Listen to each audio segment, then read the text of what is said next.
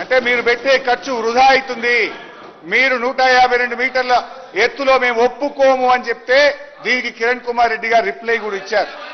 ఆయన కూడా కాంగ్రెస్ సీఎమే. అంటే మీరు ఆనాడు నీళ్లు లేని చోట ప్రాజెక్టును కడితే మీరు చేసిన ఖర్చు వృధా అయితే ఆ వృధాను కాకుండా నీళ్లు లేని చోట నుంచి నీళ్లున్న చోటికి మార్చి మీరు చేసిన తప్పును సవరించింది ఈనాటి బీఆర్ఎస్ ప్రభుత్వం. అధ్యక్ష, ముఖ్యమంత్రి గారు మంత్రి గారు మళ్ళీ చెప్పిన అబద్ధాన్ని మళ్ళీ ఎస్ఆర్ఎస్పీ స్టేజ్ 2 కాలువల్లో తుమ్మలు మొలిచినాయి. బీఆర్ఎస్ వచ్చినాకనే ఎస్ఆర్ఎస్పీ స్టేజ్ 2 కాలువల్ని పూర్తి చేసి కాళేశ్వరం నీళ్లతోని సూర్యాపేట, తుంగతుర్తి, కోదాడ దాకా నీళ్లు ఇచ్చింది నిజమా కాదా?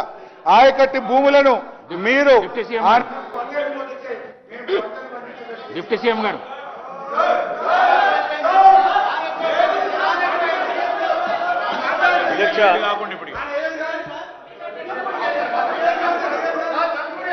అధ్యక్ష, సుదీర్ఘంగా హరీష్ రావు గారు కమిటీ స్పష్టంగా ఘోష్ కమిషన్ కు చెప్పింది. దురదృష్టం ఏంటంటే ఘోష్ కమిషన్ దాన్ని పట్టించుకోకుండా దాన్ని పీసీసీ కమిటీ అంటున్నాం. అందుకే మీరు చెప్పిన వాదన మాత్రమే వినిపించింది. మంత్రి గారు ఇది చాలా సీరియస్ ఇష్యూ. ఎందుకంటే ఇందులో కొన్ని రికార్డ్స్ వీళ్ళు ఫజ్ చేసిన అనుమానం. No no no no no no మీరు నవ్వుతూ, మీరు మీ శ్రీ మురళీధర్ రావు గారు మీ ప్రియ మిత్రుడు, మీ బంధువు.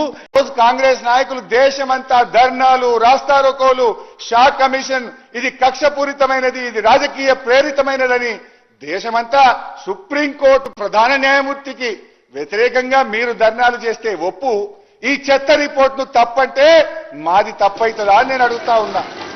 అధ్యక్ష, అయితే ఆ రోజు మినిస్టర్ గారు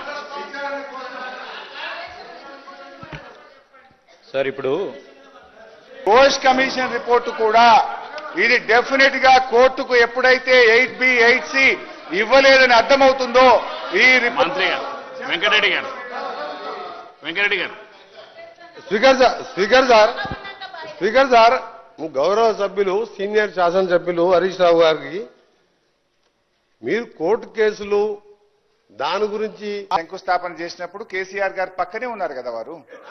వారు he was very much presence in that meeting. So